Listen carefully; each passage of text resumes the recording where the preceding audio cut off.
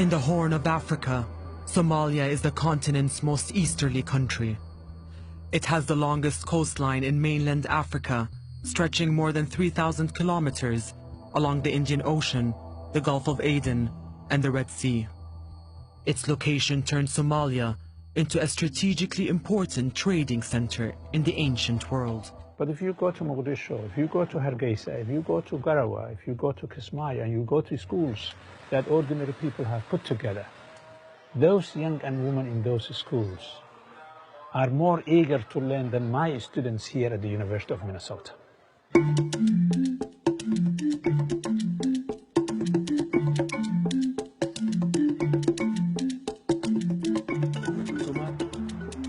Around 12 million Somalis, most of them herders, farmers, and fishermen, live in the country's 600,000 square kilometers.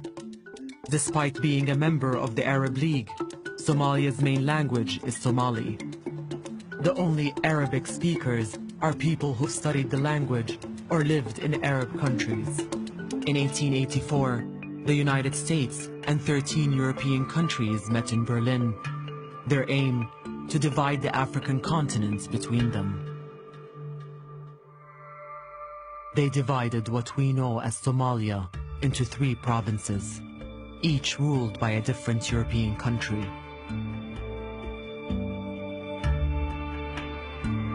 British Somalia, Italian Somalia, and French Somalia.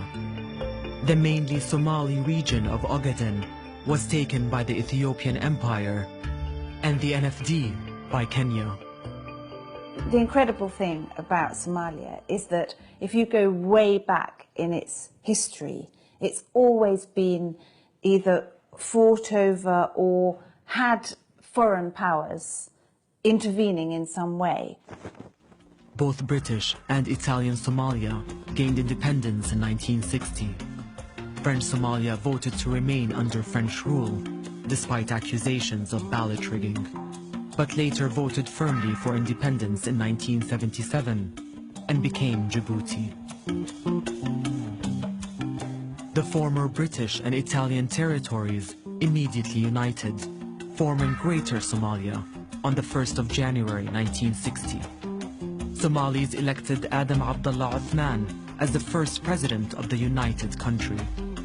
He ruled for 7 years and was succeeded after a free and peaceful election by Abdel Rashid Ali Sharmarka.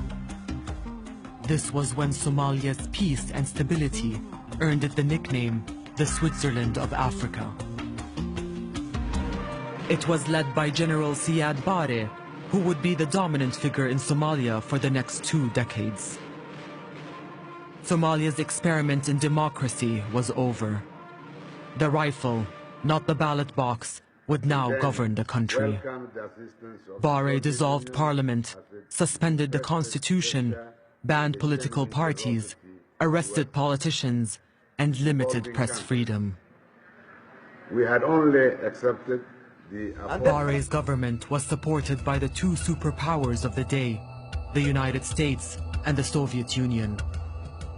It built the country's infrastructure and radically improved literacy.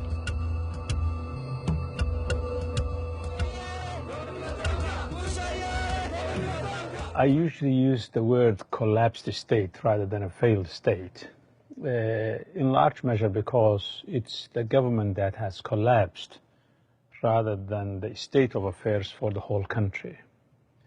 This is a country at one point that was the best democratic country in Africa. Now it has become, in a sense, the worst because there has been no government in place for 25 years.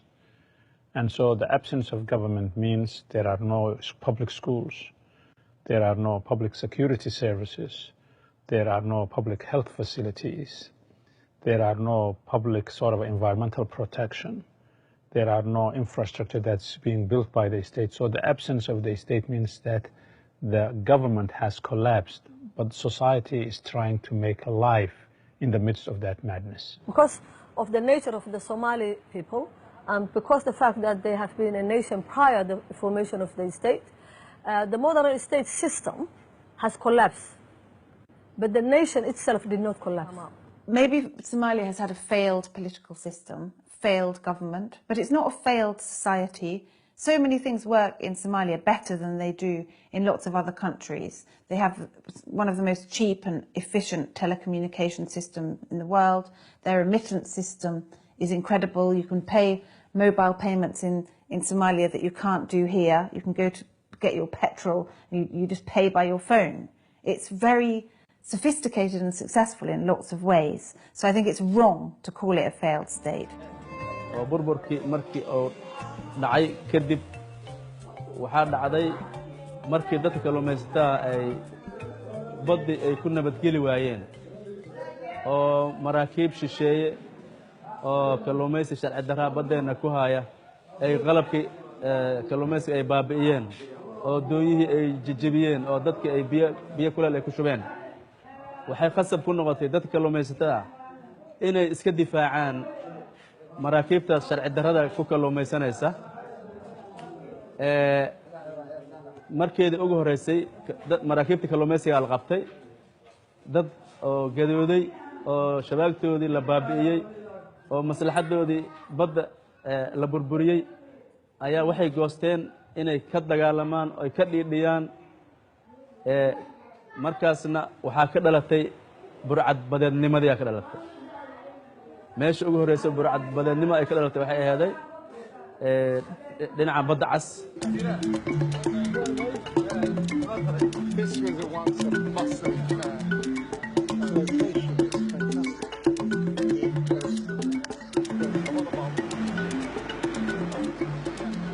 It all started for me when I went to a region in Somaliland called Sanag, and a little village, a little fishing village on the coast where my family came from. The first time I went there, it was wonderful, obviously. I only saw what people wanted me to see. But as I started to go there on a regular basis annually, I noticed that the fishermen and their activity was getting less and less and less and less. And I noticed at the same time that in the far horizon, there would be these big foreign boats, motherships, with their little tenders crawling around the sea, scooping up all the fish.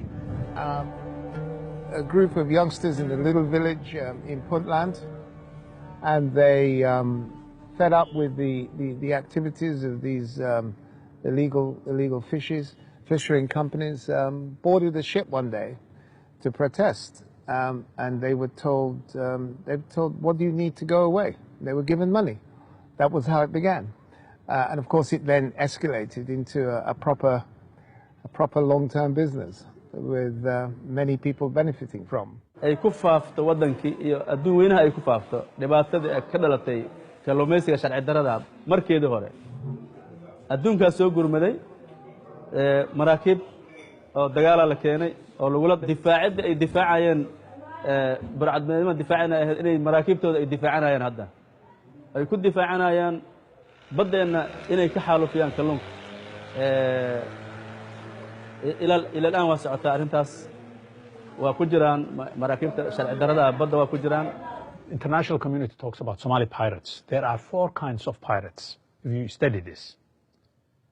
And the most costly pirates are not the Somalis who hijack the ships, are the Italians, the Spaniards, the Belgians, the sort of Chinese, the Indians, the Tanzanians, the Egyptians, and everybody else who is looting the Somali waters. And guess how much they take away every year in free fish? $500 million every year.